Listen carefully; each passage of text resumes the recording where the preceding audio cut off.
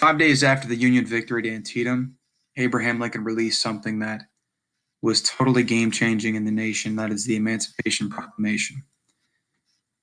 It did many things for our country.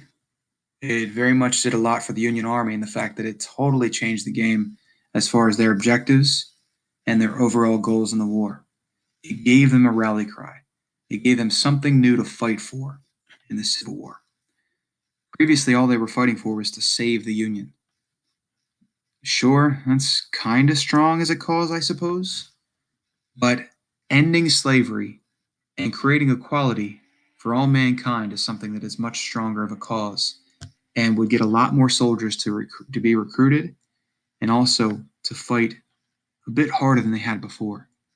They want to save the nation, but they also want to create a new nation, a new birth of freedom for the United States of America.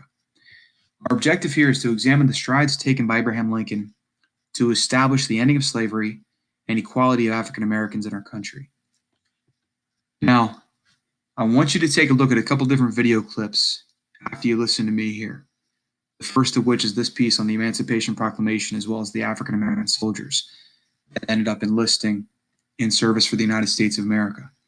Now, what that gets into, I'll kind of spill the beans a little bit on this.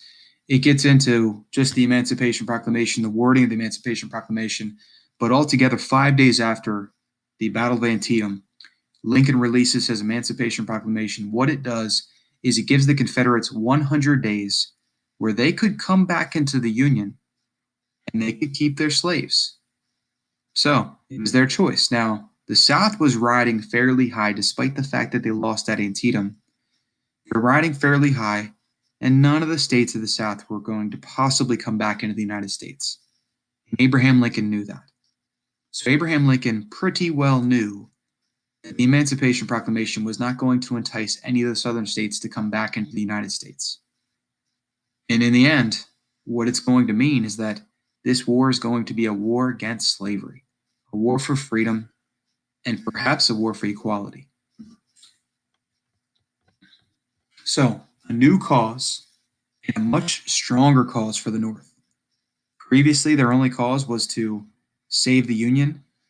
Now it's a war for equality, a war for freedom from slavery. And I do want to share here that some people in the Northern Army did decide to quit because they did not believe in fighting a war against slavery. There were some Northerners that weren't ready to be abolitionists. They weren't ready to end slavery. They didn't know what the world was going to be once slaves were freed. And their commanding officers would give them a discharge.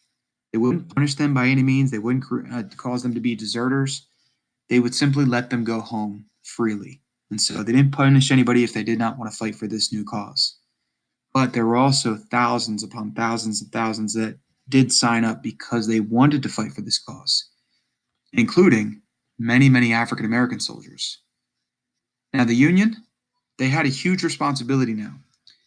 They had the responsibility of going and being people that would free slaves. So anytime they were traveling through the South, they'd go from plantation to plantation, they'd free slaves, they'd feed slaves, they'd try to give them a place to stay. And what developed out of that was some contraband camps. And the Union now had to build settlements, so that these freed slaves would now have some place to live.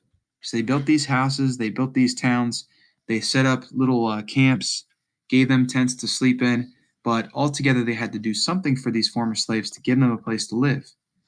Some of these former slaves then were turned into soldiers. They were enlisted, if they so chose. They weren't forced to be that by any means.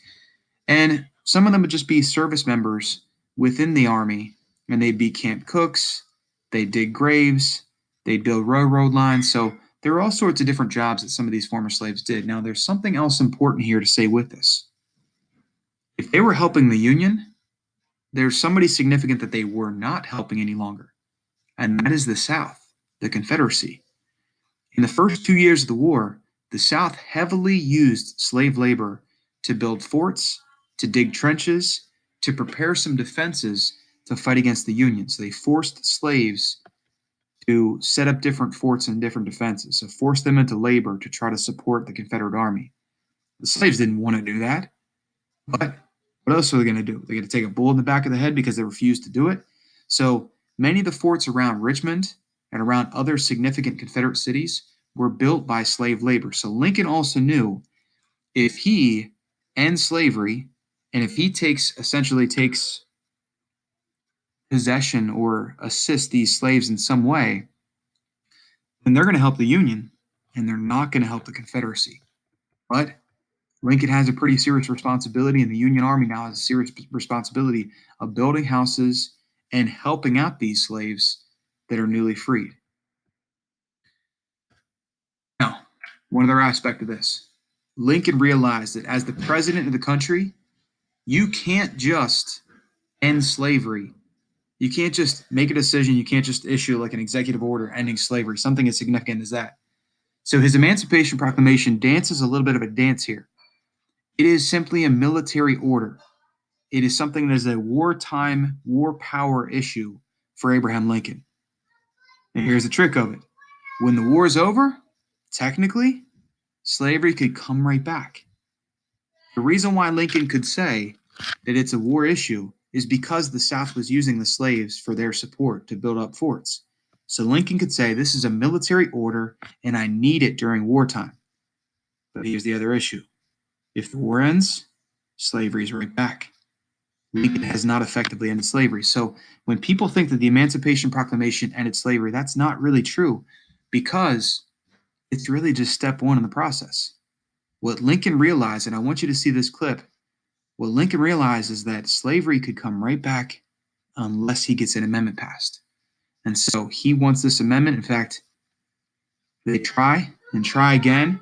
The House of Representatives voted down the 13th Amendment twice until finally they tried a third time. And on January 31st of 1865, they finally got the amendment to pass and brought about the ending of slavery in America.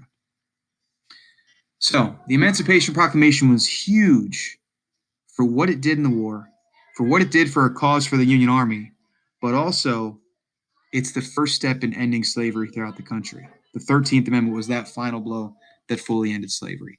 Now, to finish this lesson and also to go back and recap some of the things from the Battle of Antietam that you studied yesterday, go to the quizzes. Finish this by completing the quizzes. If you want to take it multiple times and make sure you get a perfect score, go for it. And I will see you next time.